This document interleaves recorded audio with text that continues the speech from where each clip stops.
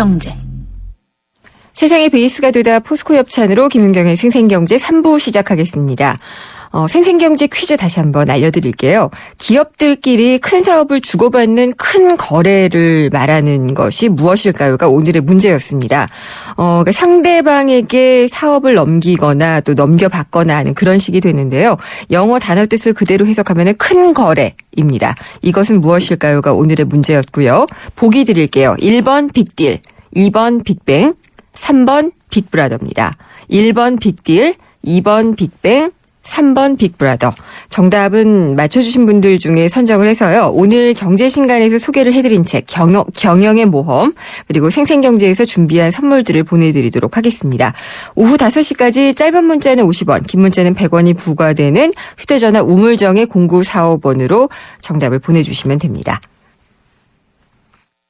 하얀 쌀에 옛 어머니의 지혜가 더해지면 들리세요? 한 방울도 뺏기지 않는 빨간 쌀의 능력. 촉촉해지고 싶은 만큼 촉촉해져요. 진한 보습이니까 한율 진액스킨. 안녕하세요. 영화배우 황정민입니다. 유플러스 가족 무한 사랑 들어보셨어요? 가족 중 한 명이라도 유플러스면 온 가족 휴대폰 요금을 매달 할인해줍니다. 거기다 인터넷까지 유플러스면 LTE 무한대 요금을 최대 반값으로 쓸 수 있습니다. 국내 유일 유플러스 가족 무한사랑 클럽. 지금 유플러스 매장에서 만나보세요. 금요 대기회 생생경제 금요기회. 네, 갈 곳을 모르고 있는 돈, 단기 부동자금이 800조를 훌쩍 넘어서 사상 최대 규모를 기록하고 있다고 합니다. 어디를 가야 될지, 어디에서 수익을 낼지를 몰라서 지금 갈 곳을 찾지 못하고 있는 건데요. 근데 이게 자금이 잘 순환만 되면은 우리 경기에도 상당히 도움이 될 텐데 그렇지 못하다는 것이 걱정입니다. 또 투자하시는 분들도 투자의 목적에서도 그럴 것이고요. 그래서 오늘 금요기획에서는요, 부동자금 800조 시대, 투자처는 어디일까? 라는 주제로 얘기를 나눠보도록 하겠습니다. 오늘 토론 함께 해주실 분들을 소개를 해드리겠습니다. 먼저 자본시장연구원의 김필규 동향분석실장님 나오셨습니다. 안녕하십니까? 예, 안녕하세요. 네, 그리고 김창수 하나은행 서압구정 골드클럽 PB센터장님 나오셨습니다. 안녕하십니까? 네, 반갑습니다. 두 분도 인사 나누시죠. 예, 네, 안녕하세요. 안녕하세요. 네. 현재 부동자금이 굉장히 많다고 하는데 먼저 김필규 실장님께 좀 질문을 드릴게요. 예. 부동자금을 어디서부터 어디까지로 봐야지 되는 건가요? 예, 일단 부동자금의 개념을 한번 좀 살펴볼 필요가 네. 있는데요. 부동자금이라는 단기 금융상품에 머물고 있는 자금을 의미합니다. 네. 이런 단기 금융상품에 머물고 있는 자금들은 대개 한 두 가지 목적으로 네. 단기 금융상품에 머물고 있는데 하나는 투자 대기성 자금이라고 네. 볼 수 있고요. 또 다른 하나는 이제 뭐 결제라든지 또는 지불을 위한 준비 자금 이렇게 볼 수 있습니다. 예를 한번 들어보면 네. 이제 기업들이 결제, 운용 자금, 투자를 위해서 일정 비율의 이제 현금성 자금들을 네. 되게 가져갑니다. 현금이라든지 또는 그 수시로 뺄 수 있는 이런 자금들을 가지고 있죠. 그런데 이제 이런 시점에서 이제 현금성 자금이 크게 늘어나는 경우가 종종 있는데 네. 이런 이유는 이제 대규모 투자를 위한 예비 자금이거나 네. 혹은 또 채무 상환 등을 위해서 자금들을 모아놓거나 이런 경우에 되게 현금성 자금이 크게 늘어나고 있고 네. 지금은 이제 국가 경제 전체적으로 자금들이 좀 늘어나고 있는 이런 모습들을 보이고 있습니다. 개인의 측면에서도 그러니까 이제 단기로 뭐 6개월, 1년 정기예금 이렇게 하는 것도 단기 부동자금이라고 얘기를 할 수가 있나요? 예, 그렇습니다. 뭐 CMA, 기업, 예. MMF 이런 것들? 예, 그렇죠. 예. 이제 개인들의 경우에는 이제 좀 짧은 시간 내에 네. 돈을 쓸 필요가 있다거나 네. 하는 부분도 이 부동자금의 범주에 포함이 되고요. 네. 또 다른 측면에서 보면 투자할 대상들이 지금 네. 뭐 장기적으로 투자를 하는데 채권을 산다고 가정하면 지금 현재 장기 채권과 그다음에 단기의 이런 상품들 간의 금리 차가 별로 벌어지지 않기 때문에 그렇죠. 새로운 투자처들을 발굴하기 위한 대기성 자금으로 네. 이런 단기 부동자금들이 늘어나고 있다 이렇게 볼 수 예. 있습니다. 왜 이렇게 많은 건가요? 예, 뭐 몇 가지 이유들이 존재를 하는데요. 네. 일단은 뭐 아까 사회자도 말씀하신 것처럼 투자처를 찾지 못한 네. 이런 자금들이 이 단기 자금 시장으로 이동하면서 부동자금이 이제 전체적으로 급증하고 있다 하는 부분이고요. 이거를 한 두 개로 나눠보면 일단은 투자 시장의 불확실성 확대가 주요한 원인이라고 그러니까 보여지고요. 내가 투자했을 때 돈을 많이 돌려받을 수 있겠느냐에 대한 확신이 없는 거죠. 그렇죠. 예. 예, 그래서 이게 예를 들면 뭐 3년 혹은 네. 5년 만기의 어떤 상품에 가입을 하게 되면 지금은 이제 전반적으로 금리가 낮기 때문에 네. 이런 어떤 그 수익이 좀 적어지고 그래서 새로운 투자처를 찾기 위한 하나의 자금들이다라고 볼 수 네. 있고요. 두 번째로는 또 국내의 이런 뭐 800조 시대 이렇게 얘기하는 거에 상당 부분은 기업 부분들이 현금성 자금을 그 보유하는 것들이 지속적으로 늘어나기 때문에 그렇습니다. 기업들도 투자를 안 하는 것은 투자에 대한 불확실성 때문일까요? 예, 맞습니다. 예. 그래서 전반적으로 지금 새로운 투자처 발굴이 어렵고 네. 또 글로벌리 이제 그 경기가 둔화되어 있는 상황이다 보니까 네. 새로운 사업을 찾거나 또는 뭐 그 시설을 네. 증설하는 데에 주저하고 있다 하는 것들이 주된 원인으로 볼 수 있습니다. 그래서 쓰라고 안 쓰면은 세금 물리겠다라고 하고 있는 거죠.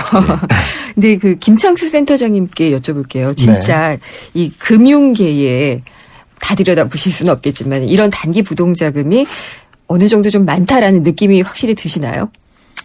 네, 뭐 일단은 가장 큰 예. 거는 이제 예전에는 정기예금을 하면은 네. 뭐 조금 전에 얘기한 것처럼 뭐 3%나 뭐 이렇게 됐는데 예. 지금은 1년제 정기예금 해도 2% 미만이거든요. 그러니까 몇 년 전만 해도 4%도 있었어요. 예. 네, 그렇죠. 그런데다가 이제 뭐 MMF 같은 단기 자금을 해도 1점 몇 프로 되니까 그 장단기 금리 차가 별로 없으니까 네. 굳이 장기로 둘 이유가 없어진 거죠. 그렇죠. 그러다 보니까 이제 자금을 회수하고 그다음에 또 아까 조금 전에 얘기한 정기예금 하신 분들은 그래서 짧게 가져가고 네. 그다음에 또 그동안 우리나라 주식시장은 최 한 3, 4년 동안 다른 나라하고 달리 굉장히 횡보장세였어요. 네. 그러다 보니까 투자에 계속 실패를 했기 때문에 주식에 대해서 계속 매각을 했지 재투자를 안 하는 경우가 많았어요. 네. 그래서 그 자금들이 MMF에 또는 CMA에 같은 예. 입금. 그러니까 기존의 투자자들은 투자 대기 자금이 계속 머물게 되고 기존의 정기예금 하는 분들은 금리가 낮아짐으로 인해서 고민이 생겨서 네. 머물고 있고 그래서 늘어나고 있는 것 같습니다. 저도 CMA 계좌가 있어서 한때는 CMA에다가 다 월급 계좌도 옮겨라 막 이랬었잖아요. 네. 그때는 금리가 한 3, 4%가 됐었을 때인데 지금은 정말 1%대가 되니까 아무런 이득을 못 얻게 되잖아요. 네, 그렇습니다. 그래서 이 CMA에 대한 잔고 이런 것들도 좀 변화가 있을까. 근데 물론 이제 금리 때문에 가진 않고 잠깐 좀 머물기 위해서는 많이 몰리지 않을까 싶기는 해요. 뭐 결국은 이제 예전에 같으면 예. 이제 조금 전에 얘기한 좀 CMA나 어찌 보면 MMF나 같은 네. 성향이라고 보여지는데 은행에 입출금에 두는 것보다는 분명히 금리가 0%보다는 1%라도 더 그러니까 드리니까 하루만 맡겨도. 그 퍼센테이지 별로면 굉장히 큰 차이가 있으니까 네. 그만큼 그 순간을 위해서 가긴 가는 건 맞는데 네. 사실은 그 1%라는 거는 알다시피 거의 미미하거든요. 이제 물론 그 자산이 큰 분들한테는 큰 의미가 있지만은 일반 직장인들한테는 단기 유동성 자금에 있어서는 네. 큰 의미는 느끼지는 못하는 것 같아요. 워낙 절대 금리가 1%라는 거는 예전에 우리가 생각했던 일본은 그렇다더라 하는 얘기가 실제로 우리한테 와닿은 거거든요. 그러게요. 예. 그러니까 그것이 실제로는 금리로 계산해가지고 내가 얼마 받는다는 걸 알게 됐을 때는 네. 굉장히 충격을 받는 경우가 많아요. 네. 근데 대부분 큰 자산가들을 상대를 하실 텐데요, 센터장님은. 네. 그분들도 좀 답답해 하실 것도 같아요. 근데 그래도 단기에 수익을 낼 수 있다라고 보여주실 수 있는 상품이 많지는 않을 것 같아요. 그렇죠. 지금은 이제 뭐 단기로 알파를 낼 수 있는 게 결국은 뭐 단기 채권 같은 경우인데 지금은 우리나라 기업들도 자금이 넘치기 때문에 네. 채권 금리도 상당히 떨어져 있어요. 발행 자체도 많이 안 하겠죠. 그렇죠. 예. 그렇게 실제로 위험 대비해서 채권 가격이 너무 비싸 있는 상태예요. 그렇군요. 그렇기 때문에 금리나 큰 차이가 없고요. 네. 그래서 지금은 정말 참 투자할 데가 없다라고 예전에는 이제 뭐 쉽게 말하면은 안 되면은 저축은행이라도 네. 가서 하면은 1% 더 줬다 하는데 지금 저축은행조차도 이제 거의 다 2% 미만대, 예. 2%대나 2% 중반대로 내려와 있기 때문에 이제는 옛날 생각해도 그러니까 옛날에 편하게 네. 우리가 그전에 투자했던 1년이나 1년 단위의 어떤 리볼빙식으로 투자했던 분들한테는 굉장히 힘든 시기가 도래한 건 맞습니다. 오래 갈까요? 그거에 대해서는 뭐 예. 누구도 장담할 수 힘들겠지만은 네. 뭐 지금의 어떤 이런 전 세계적인 뉴노멀 현상 네. 이런 현상에 보면은 앞으로 상당 기간 지속되지 않을까라고 하는 게 일반 전문가들의 의견이고요. 네. 제가 보기에도 쉽게 이 질곡을 벗어나기가 어려울 것 같아요. 상당 기간, 그거 참 그러니까 음식에 간을 할 때 적당히라는 말처럼 정말 가늠할 수가 없는 기간인 것 같아요. 그러면은 김필규 실장님께 좀 여쭤볼게요. 일단 돈은 많다는 거잖아요. 예, 그러니까 그렇습니다. 단기 부동자금은 많다는 건데 안 도는 것 같아요. 그러니까 투자를 못하니까 안 돌겠죠. 그래서 경기에는 결국은 이게 전혀 플러스 효과를 못 내고 있는 것 같은데 이걸 풀어줄 수 있는 방법이 없을까요?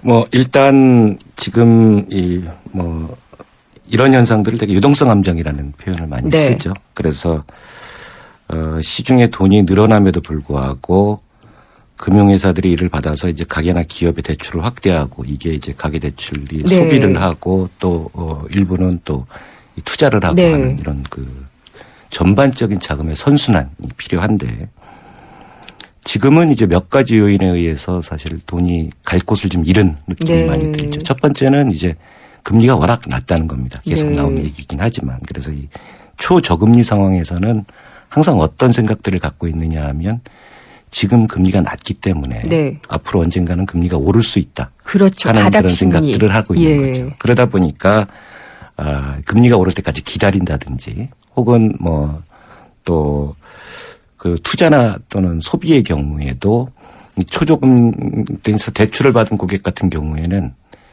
나중에 금리 오를 때를 대비해서 예비적인 네. 자금 수요를 가져간다든지 예. 하는 부분으로 이게 이제 쉽게 그 소비나 생산 쪽으로 이어지지 않는 이런 문제들을 가지고 있습니다. 그렇군요. 근데 일본의 경우 두 분 다 아까 말씀을 좀 해주신 것 같은데 일본의 사례를 보면은 그때 저금리 불황이 좀 이어졌었잖아요. 지금도 이어지는 것 같기도 하고 어떻게 보시나요? 일본의 경우에는 그 1990년부터 이어지는 소위 뭐 잃어버린 20년이라는 네. 표현을 많이 쓰죠. 그래서 1980년대 중반 이후에 사실 일본 경기 그때는 좋았습니다. 네. 그래서 경기 호황이 지속되고 이 호황이 지속됨에 따라서 이제 부동산이라든지 또는 주식과 같은 이런 자산의 가격들이 크게 오르면서 소위 버블이라는 현상이 네. 발생을 했죠. 그래서 또 많은 뭐 개인이든 기업이든 이런 부동산을 사고 또 주식도 사고 이런 상황에서 버블이 붕괴되는 상황에서 이제 기업도 손해를 많이 보고 네. 금융회사도 손해를 많이 보고 그렇죠. 개인들도 투자에 따른 손해를 많이 봤습니다. 예. 이 경험에 의해서 이제 그 이후에 금리를 암만 낮춰도 일본의 경우에는 이제 투자가 늘질 않고 뭐 그러다 보니까 이제 장기 침체의 늪에 빠지게 된 것이죠. 그게 이제 20년을 이어왔습니다. 그게 우리가 다시 밟을까 봐 걱정이 되는 거잖아요. 예. 근데 김창수 센터장님께 그럼 질문을 드려볼게요. 근데 그때 당시도 그랬고 일본인의 성향도 그런데 아무리 저금리라도 일단 은행에다 맡겨라. 예금을 해라. 라고 해가지고 실제로 어디 투자하기보다는 이렇게 통장에 넣어둔 경우가 많았다고 하는데 실제로 그랬나요? 네, 그렇습니다. 예. 일례를 들면은 우리나라의 신한은행이 일본에 진출해서 예. 2%대 금리를 주니까 굉장히 높은 금리라 해서 줄을 서서 네. 예금을 했다고 하는 이제 한 10년 전에 일례도 있는데 그때는 우리는 6% 정도 줬었거든요. 네. 그런 걸 보면은 있는데 이 얘기는 뭐냐면 반대로 얘기하면 성향 그런 것도 있지만은 디플레이션 문제 같아요. 네. 그러면 자산 가치가 떨어지면은 돈을 갖고만 있어도 플러스가 되는 거거든요. 지금 전 세계가 지금 어찌 보면 이제는 과거에는 인플레이션과 전쟁이라면 각국의 중앙정부가 지금은 디플레이션하고 전쟁을 하고 있거든요. 네. 그래서 지금 이 일본에서도 지금 그거에 반대하기 위해서 임금 올리고 뭐 네. 환율 전쟁하고 그런 게 그런 건데 실제로 이제 뭐 조금 전에 얘기한 것처럼 일본의 그런 것이 잃어버린 20년이 디플레이션을 제대로 못 막아서 그랬다. 네. 그래서 그래서 투자자들은 방어적으로 현금을 가져갔다. 네. 그럼으로 인해서 동맥경화가 났고 더 나빠졌다. 그래서 지금은 아베는 반대로 하겠다. 뭐 이런 얘기도 있더라고요. 네. 근데 일본도 지금 풀리고 있느냐 마느냐에 대해서 논란이 있는 것 같아요. 우리도 그걸 밟을까 봐 걱정이기는 한데 그러면 어쨌든 지금 아베의 식으로 풀 것이냐 말 것이냐도 우리가 결정을 해야지 될 것 같은데 김필규 실장님 보시기에는 이런 돈맥경화 돈이 정말 돌지 않는 문제는 어떻게 해결을 해야 된다고 보시나요? 예, 뭐 전체적으로는 예. 이 동맥경화 혹은 유동성 함정 네. 이런 것들을 푸는 가장 그 중요한 요소 중에 하나는 경제 불확실성을 좀 해소시키는 방안들입니다. 정책이 해줄 수 있을까요? 예, 예. 그런 부분들도 존재를 하고 네. 일단은 사실은 우리한테는 가장 뼈아픈 현실 중에 하나가 우리나라 경제를 한마디로 표현하면 소규모 개방 경제라는 네. 표현으로 쓰고 있습니다. 그래서 대외적 여건에 굉장히 많이 휘둘리는 그렇죠. 이런 경제 특성을 지니고 있기 때문에 예. 전 세계적인 어떤 경제 회복이 가장 중요한 요소가 될 수밖에 없는 요소이고요. 두 번째로는 이제 기업이 어찌됐든 수익성을 회복하고 활력을 제고하는 부분들이 네. 중요합니다. 그래서 다만 이제 최근에 보면 여러 가지 요인에 의해서 기업들이 그동안에 좀 저조했던 수익성을 좀 다소 회복할 수 있는 기미는 좀 보이고 있고요. 네. 세 번째는 이제 개인 부분에 있어서는 어찌됐든 좀 소득이 증가하는 여러 요소들이 좀 존재하고 이에 따라서 소비를 증가할 수 있는 네. 요소들이 좀 굉장히 중요하다고 보여집니다. 근데 개인이 소득을 올리기가 힘드니까 그래서 이제 기업들에게 임금을 올려줘라라고 이제 아베가 했던 것처럼 우리 네. 정부도 하고 있는 것 같아요. 네, 맞습니다. 예, 근데 잘 따라올까라는 부분은 좀 의문시 되고요. 알겠습니다. 그러면은 김창수 센터장님은 어떤 그 금융의 측면에서 볼 때를 더 얘기를 해주셨으면 좋겠는데 돈맥 경화를 풀 수 있는 방법들 이게 어떻게 하면 풀리더라라는 보셨던 사례들 있으면 좀 얘기를 해주세요. 사실 제가 거시경제학자라서 그런 거에 예. 대해서 좀 답하기는 좀 곤란한데요. 네네. 결론적으로 얘기하면 가장 큰 거는 어떤 조금 전에 얘기한 것처럼 원장님 얘기한 것처럼 네. 우리나라는 소규모 개방 경제이기 때문에 네. 사실은 중국이나 지금 어떤 대외적인 여건에 의해서 따라가야 되기 때문에 우리나라가 어떤 걸 하는 게 좀 한계가 있어요. 네. 이 정책이 과연 어떤 효과가 있을까 하는 그 면에서도 그거에 대한 제약이 있기 때문에 지금 이 돈맥 경화를 푼다는 거는 결국은 우리나라의 지금 소비 심리를 좀 더 진작시켜 가지고 돼야 되는데 그거에는 근저에는 결국은 반대로 얘기하면은 우리나라 구조적인 어떤 구조 네. 지금 여기가 하고 있는 어떤 노사 간의 구조라든지 경제 우리가 부동산에 집중되어 있는 이런 구조 네. 이런 사회적인 이런 구조 조정이 좀 필요하지 않나. 결국 거기에서 결국 우리나라가 지난 2007년에 서브프라임 위기를 넘겼던 것도 IMF를 겪으면서 선구조조정을 했기 때문에 숙제를 먼저 했었기 때문에. 그렇죠. 예. 버텼다는 얘기가 있는 게 사실 그런 것 같거든요. 예. 결국 그 얘기는 뭐냐면은 도리어 2008년을 통해서 미국이 구조조정을 철저하게 하니까 경쟁력이 살아나고 있는 네. 거고 지금은 중국이 그 구조조정을 지금은 걔들은 강하게 아닌 서서히 스무드하게 하고 있다는 얘기가 네. 들거든요. 그럼 우리나라도 어찌 보면은 지금 이런 시기에는 우리가 강하게 오는 건 IMF랑은 너무 뼈아픈 경험을 겪었기 때문에 스무스한 어떤 이런 구조조정을 거쳐가면서 좀 인내해야 될 시간이 아닌가. 네. 이게 어떤 정부의 문제, 어떤 투자자들도 왜 옛날에는 그냥 성장했는데 그런 그 측면이 아니라 지금 이런 저성장 국면을 받아들이고 네. 어떤 그것을 구조조정을 조금씩 같이 해나가야 되는 시기인 것 같습니다. 그렇군요. 하여튼 어쨌든 머물러 있을 수밖에 없는 것이 인내라는 단어에 많이 포함이 되어 있는 것 같고요. 그게 참 우리가 대외적인 어떤 요건들 때문에 내부적으로 무언가를 해도 좀 효과가 잘 나타나지 않을 수 있다라는 말도 뼈아프게 들리네요. 네, 오늘 금요기획 부동자금 800조 시대 투자처는 어디라는 주제로 함께하고 있고요.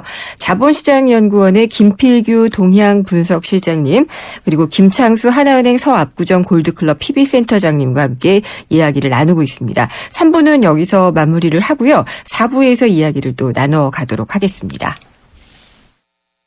차우가 같네 차우가 같아 2588 홍제동 김수미 상담원 대리운전 1기 오늘은 실수로 이중 배차가 돼서 택시비 달라는 기사님과 나한테 직접 오라는 고객님 달래느라 고생 좀 했네.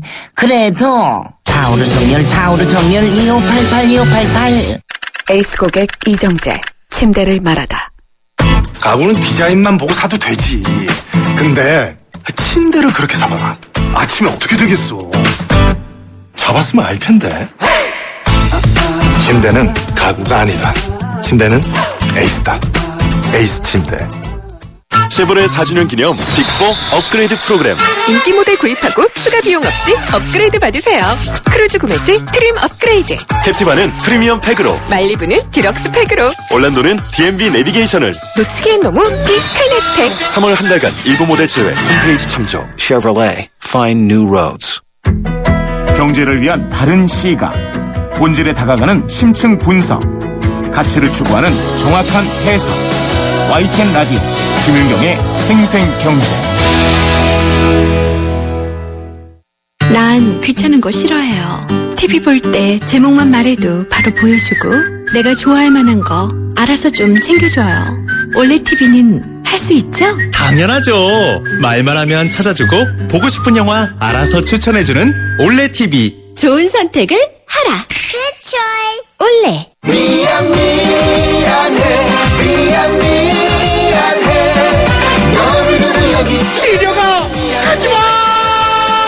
한 번 떠난 시력은 돌아오지 않습니다.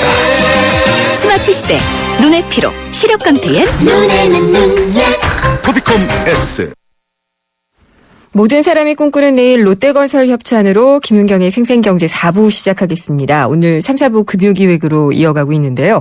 부동자금이 800조나 된다고 합니다. 투자처를 못 찾아서 헤매는 돈이 이만하다는 얘기인데 지금 광고 나가는 사이에요. 지금 자본시장연구원의 김필규 동양분석 실장님 그리고 김창수 하나은행 서압구정 골드클럽 PB센터장님과 제가 나눈 이야기가 이 단기 부동자금을 어떻게 움직이게 할 것이냐는 답을 찾기가 참 어렵다는 얘기를 좀 나눴습니다. 그래도 투자할 곳을 찾아볼 수는 있거든요. 그래서 4부에서는 좀 구체적인 이야기들을 해보려고 합니다.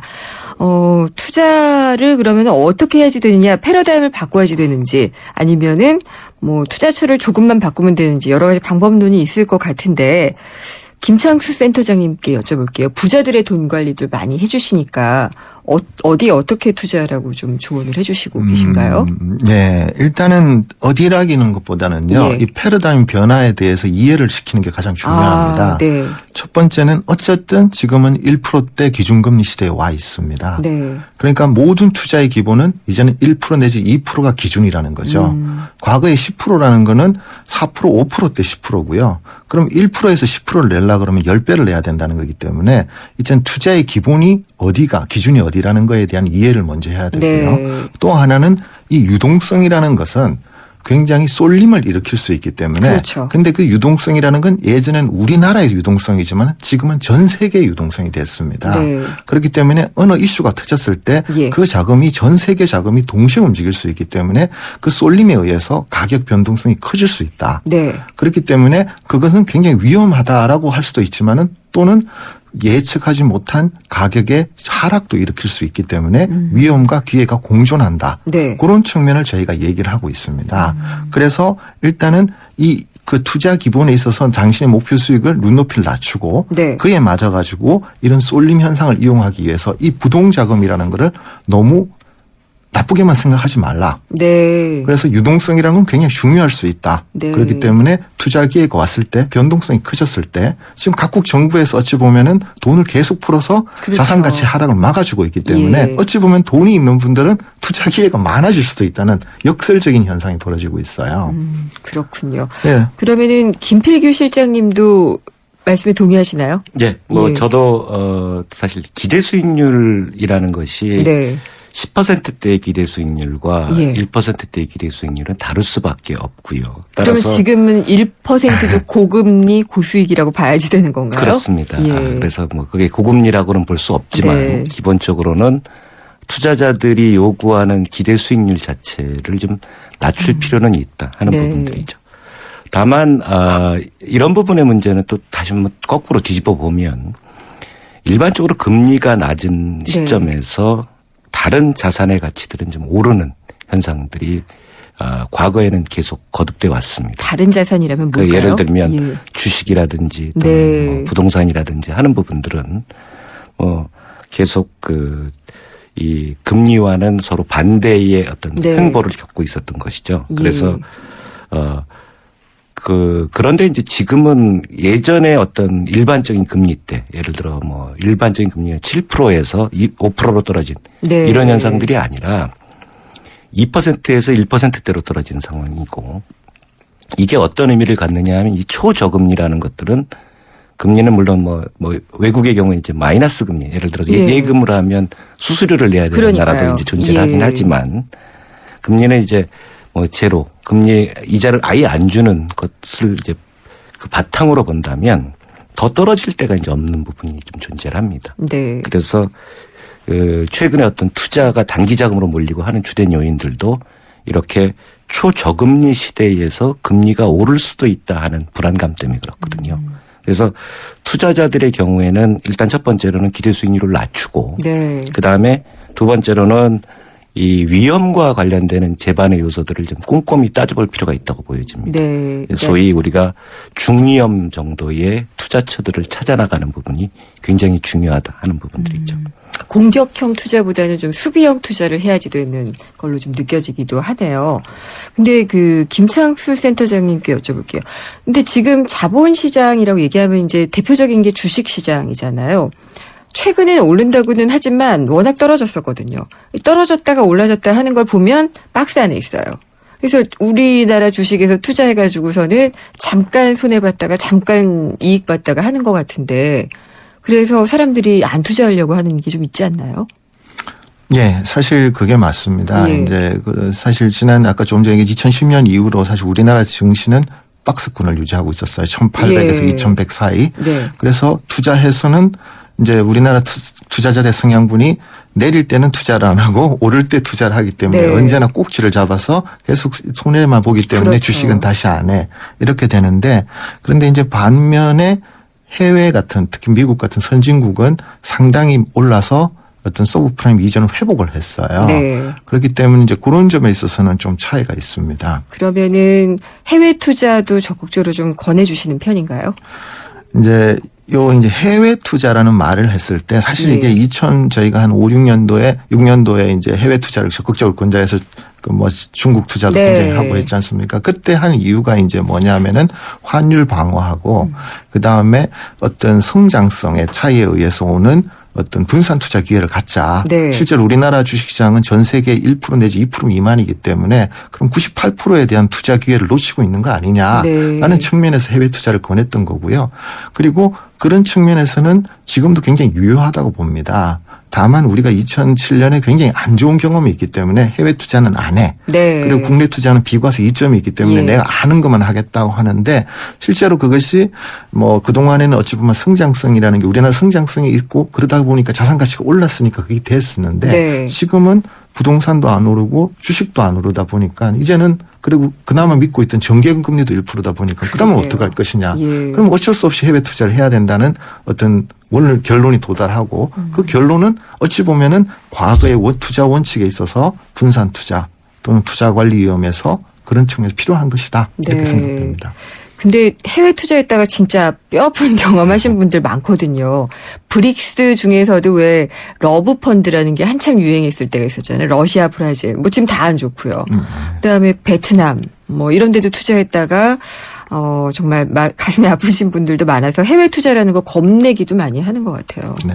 예. 그래서 이제 그때가 이제 다른 게 이제 좀 그런 것 같아요. 그때는 해외 투자는 성장성만 바라본 것 같아요. 성장성만. 미래 성장성. 네. 야, 그쪽 우리나라에 과거에 부동산 투자하시는 분들이 뜰 어느 거다. 지역에 예. 이쪽 뜬다 그러면 투자하듯이 주식도 네. 그렇게 투자한 거죠. 네, 네. 근데 실제로 해외 투자는 어떻게 하는가 하면 이런 어느 한 섹터에 투자하는 펀드는 없어요.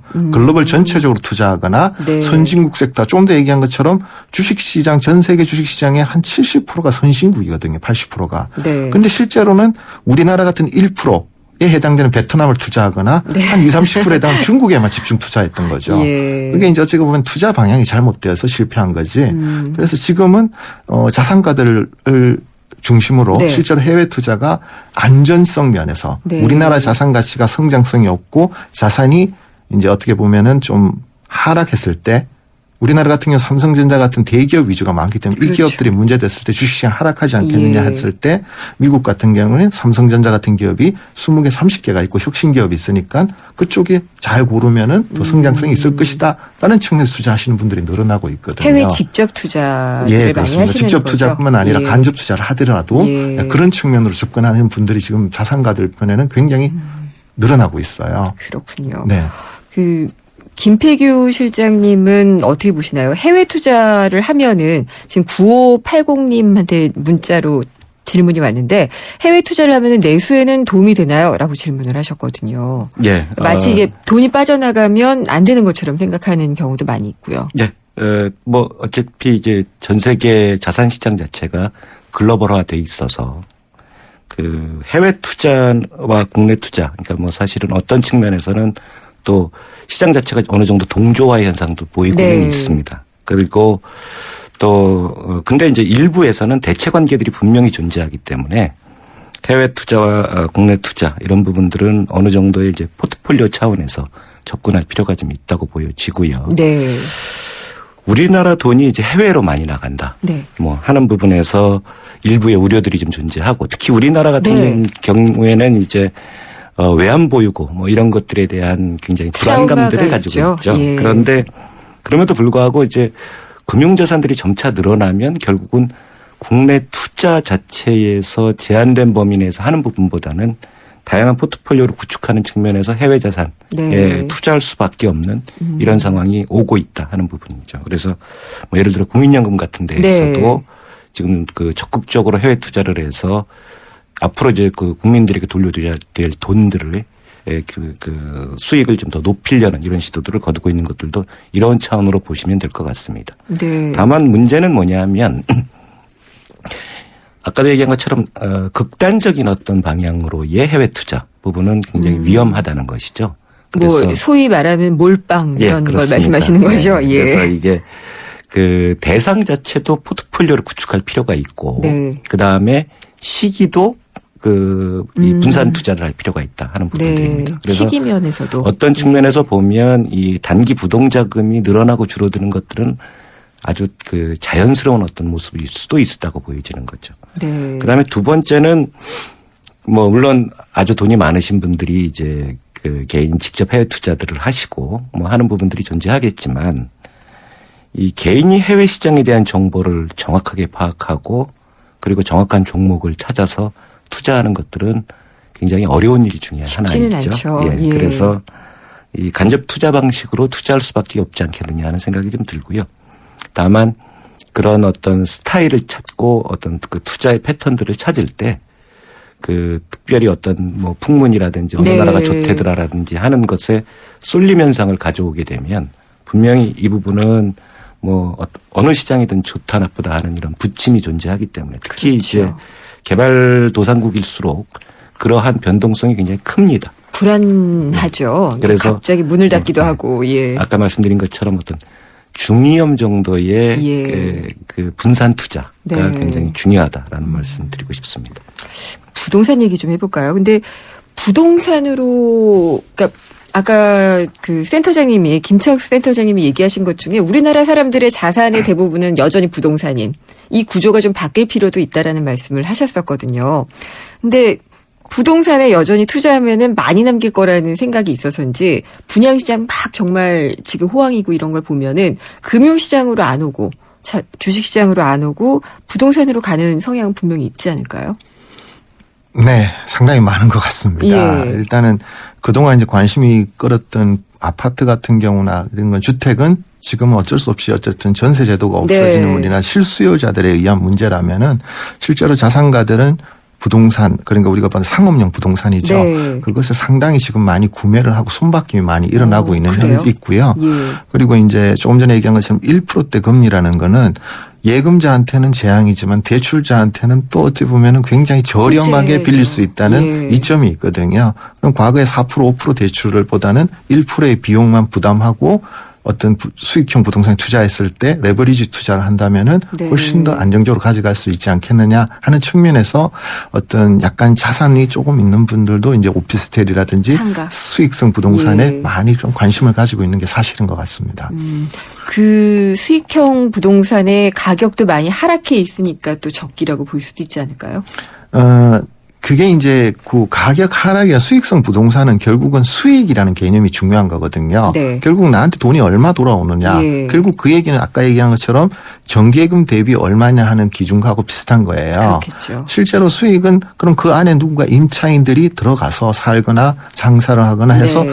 월세나 이걸 계속 네. 내줘야 되는데 이 경기가 나쁘다 보니까 사실은 상가는 수익성이 떨어지고 있고 네. 일반적으로 우리 직장인들이나 일반 서민들은 사실은 뭐 실업이나 급여 네. 하락으로 인해서 월세를 내기 힘들어지고 있는 그런 문제도 있거든요. 결국 그렇기 때문에 어느 정도 자꾸 조금씩은 하락할 수밖에 없는 거고요. 네. 결국 그 접점이 어느 것이냐 했을 때는 저희가 예전에는 상업용 부동산을 한 최소한 4% 5% 정도 이상은 수익은 나야지만이 네. 투자를 한다 그랬는데 네. 아마 지금은 이제는 한 3%대도 이제 투자가 늘어나지 않겠느냐 하는 게 좀 그런 생각이 듭니다.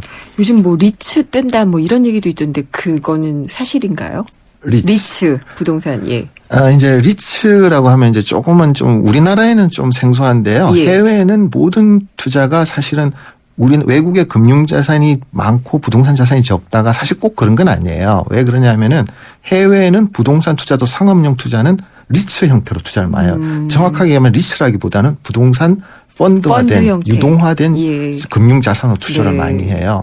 그래서 실제로 작년에 저희가 미국에 부동산을 투자를 해드린 적이 있었는데 네. 그런 경우도 펀드를 모아서 그래서 모아서 자금을 투자하는 형태로 들어가거든요. 근데 국내에서도 투자자들의 자금을 모아서 그쪽에 펀드에 투자하는 형식으로. 그렇죠. 예. 그리고 실제로는 지금은 우리나라 이제 이게 개인 투자자는 익숙하지 않은데 연금이나 이런 쪽은 그게 굉장히 익숙해져 있고요. 네. 이제는 개인들도 이제는 약간 그런 쪽으로 눈을 떠서 이제 가고 있는 것 같아요. 그게 리츠에 좀 가장 유리한 점은 관리의 위험이 없고요. 그렇죠. 관리를 예. 어떤 운용회사가 해주니까 네. 편하면서도 수익률을 관리해줬다는 그런 이점이 있습니다.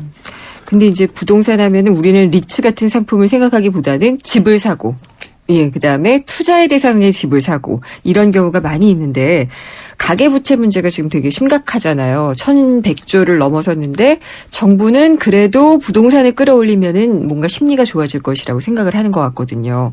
김필규 실장님께 질문을 드리고 싶은데, 이 정부가 유도하는 것처럼 느껴지는 부채를 또 일으켜서 내 집을 장만하고 시장을 올려달라라고 하는 방향이 맞을까요? 뭐 일단 저금리 상황에서는 예. 개인들이 뭐 투자가 됐든 아니면 실수요가 됐든 네. 부동산과 관련되는 데 관심이 높아지는 것들은 이제 뭐 어떻게 보면 좀 자연스러운 흐름이라고 네. 보여지고요.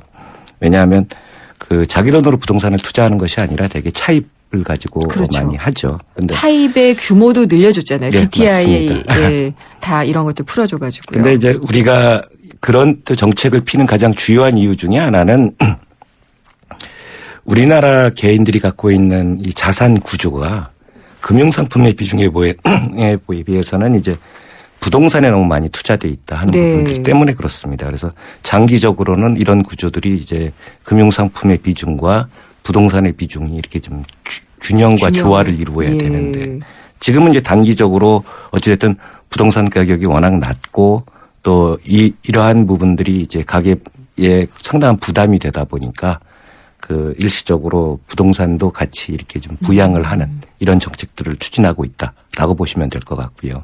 근데 부동산 가격에 대해서는 부동산 가격을 올리겠다는 얘기는 정부가 절대로 하지 않아요. 그렇습니다. 정상화시키겠다. 거래를 정상화시키고 가격도 정상화시키겠다고 하는데 그 정상화가 가격이 더 내려가는 게 정상화라고 주장하는 쪽도 많이 있어요. 그럴 때 빚내서 집 사면 안 되는 거 아니에요? 예, 맞습니다. 그래서 일단 뭐 전체적으로 자산 네. 구조들이 조금씩 변화할 필요가 있는데 네. 문제는 우리의 경우에는 이 부동산이라는 것을 그러니까 그 개인이 투자하는 중요한 투자 대상으로 이렇게 여기고 있는 거죠. 네. 부동산은 항상 오른다라는 생각을 가지고 그동안에 부동산에 접근을 하다 보니까 부동산 가격이 떨어지는 부분들 또 자기가 샀던 금액에 대비해서 네. 급격하게 떨어지는 부분들에 대해서 많은 투자 그러니까 이제 뭐 그 개인들이 이제 네. 이런 부분에 대해서 당황하고 있는 부분들이고요. 네. 이게 뭐 가격이 앞으로 오르냐 내리냐 하는 이런 문제라기보다는 전체적으로 우리가 지금 투자의 대상 자체를 좀 서서히 바꿔 다변화. 나갈 필요가 있고요. 예. 그런 측면에서 볼 때 아까 말씀하신 부동산 간접 투자 방식 같은 것들이 뭐 리츠라든지 네. 또는 뭐 부동산 펀드라든지 예. 하는 부분들로의 투자로 이렇게 좀 서서히 바뀌어지는 네. 필요가 있다라고 보여지고요. 어차피 부동산은 기본적으로 물론 돈 많으신 분들은 부동산을 여러 채 가지고 계시는 게 좋겠지만 네. 일반적인 서민들의 경우에는 이 부동산이라는 건 살 집이라는 개념으로 좀 접근하는 게 필요하지 않을까 하는 생각이 듭니다. 네, 주거의 개념의 집이지 투자의 대상으로서의 주택이라고 하는 것은 좀 무리가 있을 수도 있다라는 말씀을 해주셨고요. 근데 돈 많은 사람들 얘기 말고 소액 정말 갖고 있는 사람들은 어떻게 해야 돼요, 센터장님? 부동산 얘기하죠. 아니요. 그냥 소액의 유동자금을 가지고 있는 사람들은 어떻게 하라고 조언을 해주시겠어요? 어쨌든 자산가나 소액자나 어쨌든 다 예. 비슷한 경우인데요. 결국은 이 금리는 조금 전에 얘기한 것처럼 일단 받아들이는 게 가장 중요하고요. 그 다음에 이제 그걸 더 높이려면 결국 위험을 더 부담해야 된다는 걸 인식을 네. 하셔야 되고요. 결국은 실장님 얘기한 것처럼 일단 중위험, 중수익이라는 말도 이제 여기서도 해당되는데요. 네. 결국은 1%대의 금리를 가격에서는 어떻게 보면 소득을 가져갈 수가 없으니까 분명히 위험을 조금 높여야 됩니다. 네. 그러니까 그 위험을 높이면은 수익을 더 올릴 수 있으니까요. 그런 류의 상품들이 이제 대표적인 게 지금 많이 팔리고 있는 ELS 같은 상품들이 네. 이제 대표적으로 해서 그래서 이제 너무 쏠림이 지나치다 할 정도로 지금 그쪽으로 자금이 많이 몰리고 있고요. 네. 그런 상품들은 보통 조금 안전하다고 얘기하고 있는 지수형, 예. 스텝다운형, 논학인형 같은 경우에는 4%에서 한 6% 정도 나오고 있거든요. 그러면 상당히 고수익이라고 볼 수 있고요. 근데 투자 위험도 그만큼 있는 거죠. 그럼요. 예. 지금은 이제 지수대가 보통 가 기준 지수 대비해서 40%나 50%가 빠지면 손실이 나기 때문에 네. 그런 일이 벌어지는 경우가 쉽지는 않기 때문에 우리가 논리적으로 생각할 때는 그냥 그런 게 없다고 생각할 수는 있지만은 네. 사실은 지금은 전 세계가 조금은 좀 정상적이지 않은 형태가 지금 가고 있기 때문에 네. 우리가 예측하지 못한 일이 벌어졌을 때는 큰 재앙이 될 수도 있다는 것도 사실이기 때문에 네. 그래서 여기서도 결국은 조금 전에 얘기한 것처럼 시기나 자산 이런 걸 분산해야 되는 게 네. 굉장히 필요한 건 맞습니다. 알겠습니다. 이제 그러면 어쨌든 이런 것들을 받아들이고 분산하고 새로운 노멀이잖아요. 새로운 기준을 받아들이는 것들이 참 중요하다는 얘기를 많이 해봤는데 저희 금요기획 이제 마칠 시간인데 저희 맨 마지막에는 이날의 주제를 가지고 정의를 좀 내려보고 있거든요. 먼저 자본시장연구원의 김필규 실장님께 부동자금은 무엇이다라고 좀 정의를 부탁을 드려볼게요. 부동자금은 무엇이다? 예, 굉장히 어려운 얘기인데 네. 제가 생각할 땐 부동자금이라는 것은 우리 경제의 위험 요인도 되지만 기회 요인도 된다. 위험이자 기회이다. 예. 예. 그러면은 김필규 실장님의 이야기를 들어봤고요. 김창수 센터장님께 부동자금의 정의를 여쭙겠습니다. 부동자금은 무엇이다? 네, 저도 입장이 비슷한데요. 네. 저는 부동자금은 뜨거운 감자다. 뜨거운 감자다. 예, 뜨거운 감자라는 거는 이게 삼키기도 어렵지만은 예. 어쨌든 맛있기도 하지 않습니까? 그래서 잘 식혀서 먹으면은 네. 아주 맛있게 먹을 수도 있다. 예. 그런 측면에서 잘 관리만 한다면은 또 기회가 있지 않겠느냐 하는 측면으로 얘기 드렸습니다. 네. 이런 동향은 상당 기간 갈 것으로 두 분 다 예측을 하셨고, 그 다음에, 분산과 또 위험을 감수하는 그런 자세에 대한 태도 변화도 좀 있어야지 된다는 이야기들을 나눠봤습니다. 오늘 두 분 말씀 잘 들어봤고요. 오늘 금요기획 부동자금 800조 시대 투자처는 어디라는 주제로 얘기 나눠봤습니다. 자본시장연구원의 김필규 동향분석실장님, 김창수 하나은행 서압구정 골드클럽 PB센터장님과 함께했습니다. 두 분 오랜 시간 감사합니다. 예, 감사합니다. 고맙습니다. 생생경제를 다양하게 만나는 방법. YTN 라디오 앱 예스와 YTN 라디오 웹사이트, 팟캐스트를 통해서 실시간 청취와 다시 듣기가 가능합니다. 언제 어디서나 손쉽게 만날 수 있는 생생경제. 참 좋다. 서윤이 엄마. 이모 아버님. 당신의 이름 대신 누구 엄마, 아빠로 불리는 일이 많아졌다면 악사 자동차 보험과 만나세요. 당신과 자녀에게 꼭 필요한 보장을 다이렉트로 더 저렴하게, 모바일로 간편하게. 악사 다이렉트. 가입 시 유의사항을 꼭 확인하세요. 안녕하세요. 영화배우 황정민입니다. 유플러스 가족 무한 사랑 들어보셨어요? 가족 중 한 명이라도 유플러스면 온 가족 휴대폰 요금을 매달 할인해줍니다. 거기다 인터넷까지 유플러스면 LTE 무한대 요금을 최대 반값으로 쓸 수 있습니다. 국내 유일 유플러스 가족 무한 사랑 클럽. 지금 유플러스 매장에서 만나보세요. 네, 오늘 경제상식 퀴즈 정답은 1번 빅딜이었고요. 당첨자는 9895님 외 7분입니다. 저희 제작진이 개별 연락을 드리도록 하겠습니다. 다음 시간에 찾아뵙겠습니다. 김윤경이었습니다.